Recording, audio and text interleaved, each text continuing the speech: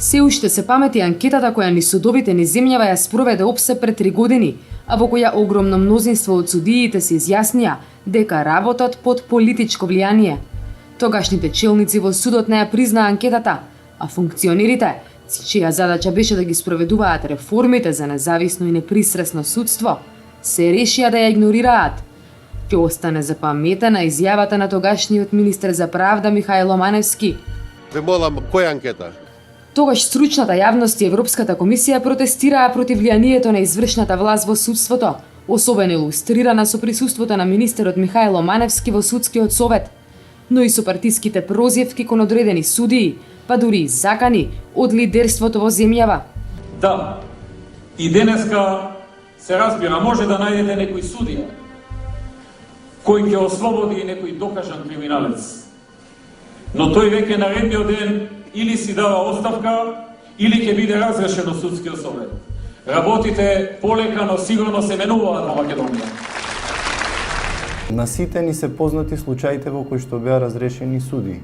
Значи со некакво образложение кое што е сега да речеме предмет на преиспитување на Европскиот суд за човекови права во Страсбург. Во тие случаи, значи, јавноста беше уверена дека не се работи за разрешување на судијата за конкретно тој случај, туку за разрешување за некоја друга донесена одлука. Во анкетата на ОПСЕ судиите зборуваа анонимно, но имаше и такви кои гласно говореа, а набрзо потоа многу од нив се најдоа надвор од судниците. Реформите ги променија законите, но колку ја променија праксата? Столчето на министерот во судскиот совет одамна го нема, но дали со неговото тргнување исчезна и влијанието. На вистина не е јасно што се случува со судството. За разлика од претходниот период, судството ги доби сите можности да стане независно. Значи, има свој самостоен буџет. Го имаат судскиот совет во кој се членови судии и сами себе се предлагаат и се бираат. Имаат траен мандат. И покрај тоа, никогаш послаби резултати немало судството.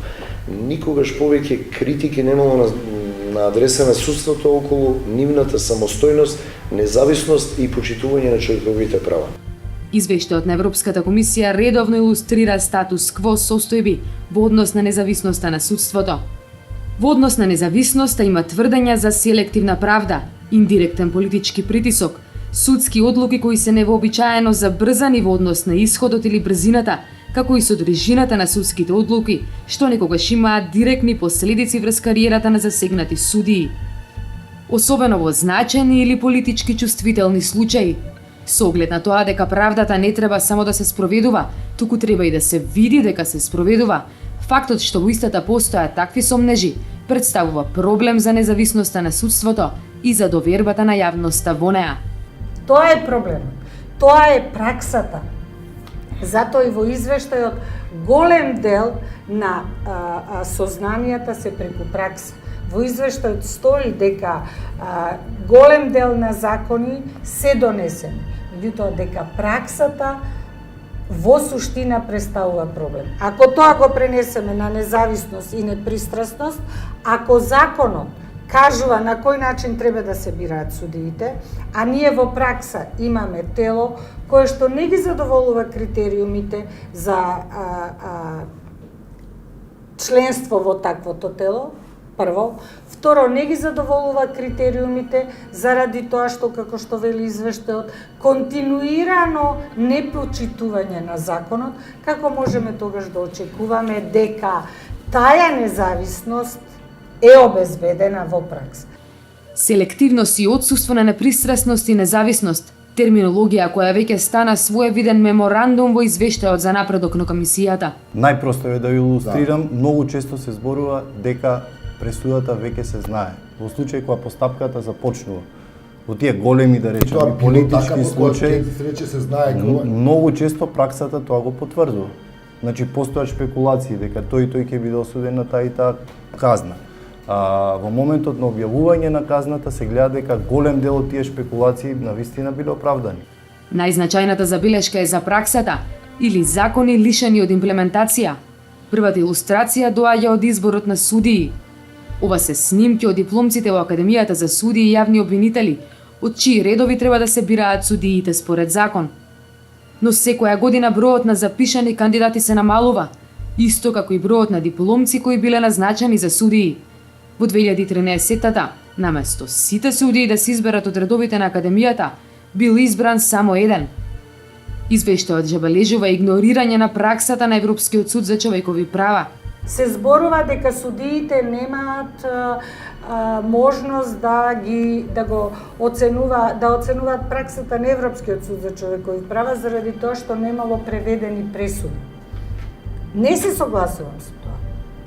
Прво, заради тоа што некои од овие кандидати кои што не беа избрани во претходните избори, на кои што укажува во овој извештај, дел од тие кандидати мора да имаат знаење по англиски или француски. Судиите се некако инертни да тоа европско право, правото од Европскиот суд за човекови права го применат во домашните постапки.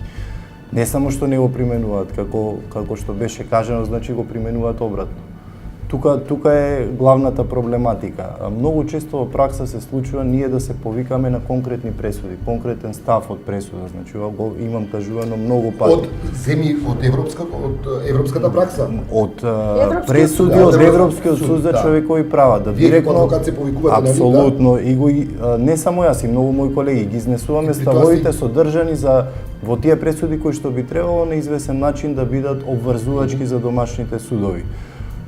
Домашниот суд има целосна бариера во тој дел на завршниот збор или жалбата или било што, не да не го прифаќа. Јас би се согласил да аргументирано не го прифати, да даде аргументи, го игнорира целосно. Сегашниот систем за оценување и унапредување на судии става поголем акцент на продуктивноста и постигнување на целите, наместо на квалитетот и решавањето на проблемите, што може да поттикне формалистичко, наместо независно донесување одлуки. Директната врска меѓу оценката за работата и разрешувањето, која треба да се користи како казна само за сериозни дисциплински прекршоци, треба да се отстрани. Европската комисија забележува и на начинот на кој судиите се оценуваат единствено преку бројот на завршени предмети, кои според извештајот влијаат сериозно на квалитетот на правдата. Судскиот совет, ако го погледнете составот, немате човек кој вистински тежи таму. Значи, во судска смисла да тежи. Некогаш судските совети има исклучителни стручњаци. Таму немаме сега судија кој бил со децении судија, кој што донел квалитетни одлуки за кои дискутираме. Не постои таков. Што имаме? Не знам, навистина не знам што имаме во судскиот совет, само едно знам.